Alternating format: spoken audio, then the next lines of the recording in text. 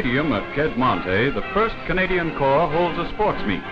On the ground where ancient gladiators once fought with sword and trident, our modern warriors march to friendly competition.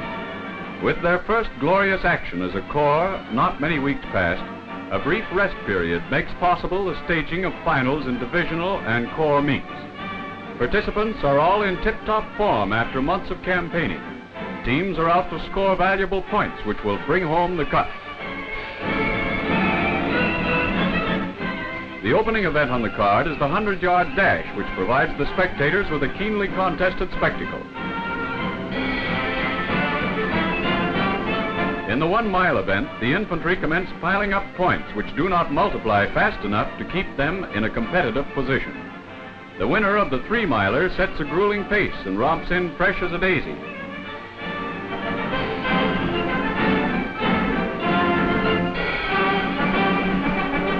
The mighty muscle men of the Cape Breton Highlanders hold their own against the stalwarts from the Westminster Regiment in one of the features of the day, the tug-of-war. It's a great holiday for the boys in the grandstand. All that's lacking are the peanuts and Cracker Jack. Corps troops relentlessly pile up point after point to move into the honor position of top scorers.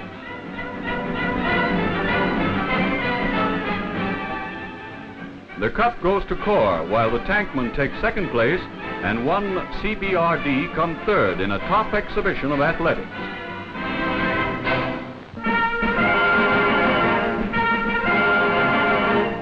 Excitement is in the air around a certain CWAC barracks somewhere in England. A detachment is preparing to leave for the Mediterranean theater of war. The medical staff is having a field day. The girls are inoculated against every disease in the almanac, including the bite of the Italian wolf. You won't need your winter woolies, Private Smith.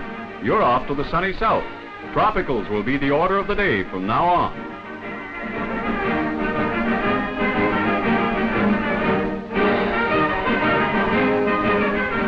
Join the Army and see the world.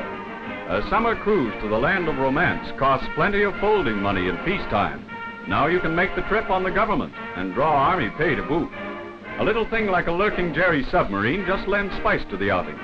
From the happy faces of our CWACs as they come ashore, no hardships were suffered. They refused to confirm the rumor that the sergeant major served tea in their bunks every morning.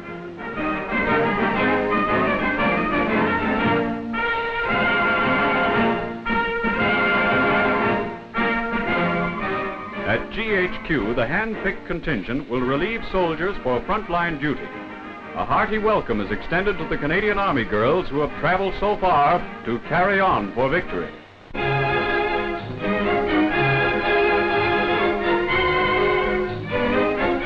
A direct contrast to the weeks of hard fighting up the rugged spine of Italy are the days spent in rest camps. Stationed far from the din of battle, war-weary Canadians play and exercise as they store up energy for future campaigns.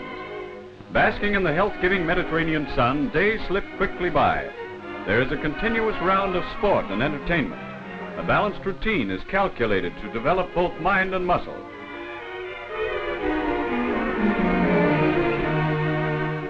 When a spot of leave comes due, Naples is the magnet which draws the men of the services. It is hard to remember that in its main street, teeming with sightseers, not many months ago, grim engagements were fought.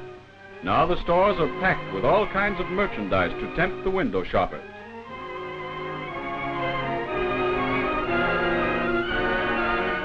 Service clubs provide a meeting place for friends from the four corners of the Dominion. Except for the Italian names, one might be on Regent Street, London, Granville Street, Vancouver, or St. Catherine Street, Montreal.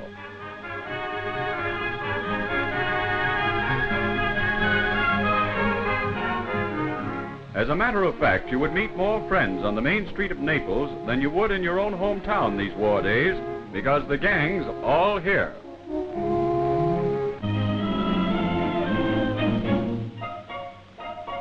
A hot cup of tea tastes good no matter where it comes from.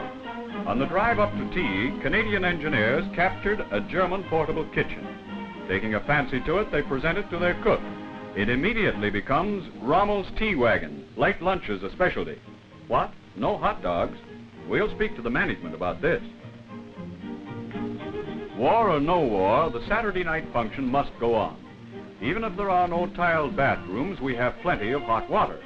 Empty petrol tins can be turned to some amazing uses. A Rube Goldberg dream come true is the shower bath at a brigade headquarters. The big advantage of it is that there's no bathtub to clean after using.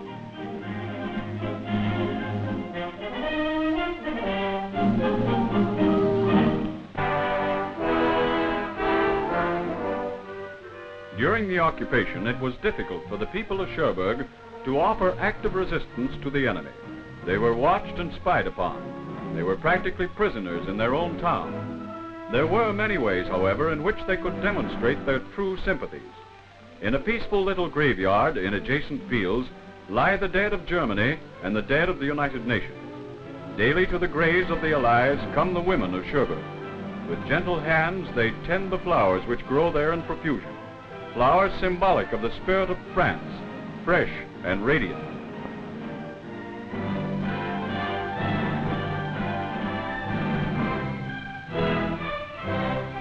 German graves stand out in marked contrast. There are no flowers for remembrance, nor any evidence of loving care. The contrast bears witness to the faith of once enslaved Normandy.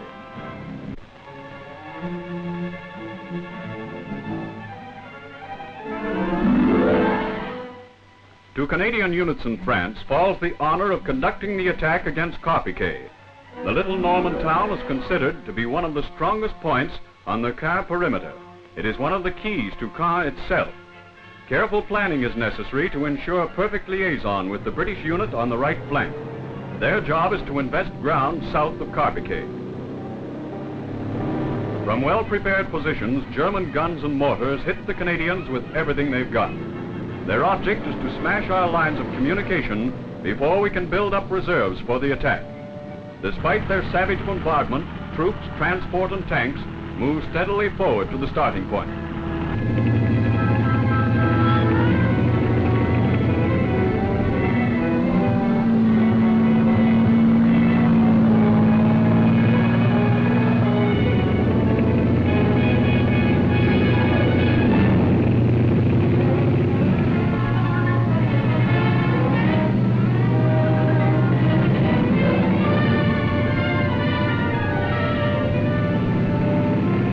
At 5 o'clock on a misty morning, 0 hour approaches.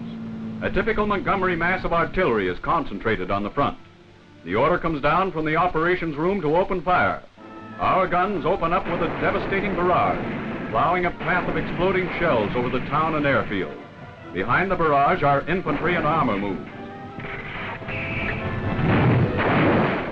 Smoke screens over the battlefield drift along the front, mixing with the haze from exploding shells. In the murk, visibility at times is 0. Augmenting the guns, rocket-firing typhoons dive like black meteors right on German positions. They blast with explosives at point-blank range. Heavy machine guns from wooded emplacements spurt out lines of tracers. Mortars throw in bombs at a rapid rate, softening up enemy positions. The combined weight of Canadian striking power goes all out, leaving the enemy dazed by its frightful violence. Advancing over 1.5 miles of open ground, infantry, supported by armor, move into the town. An hour after commencing the attack, leading elements report from the outskirts. Shortly after, the signal comes through to headquarters, Carpiquet is taken. In the wake of battle is one of our carriers, which received a direct hit from an enemy shell.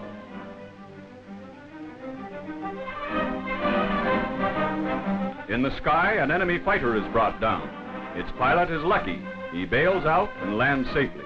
He is brought in on his way to concentration camp. Although the town is won and dazed prisoners filter back in streams, the enemy keeps up stiff resistance. A prolonged and bitter engagement takes place across the airfield to the south. Jerry counterattacks with full force, but he can't budge the Canadians. Digging themselves into their positions, they hold their ground tenaciously.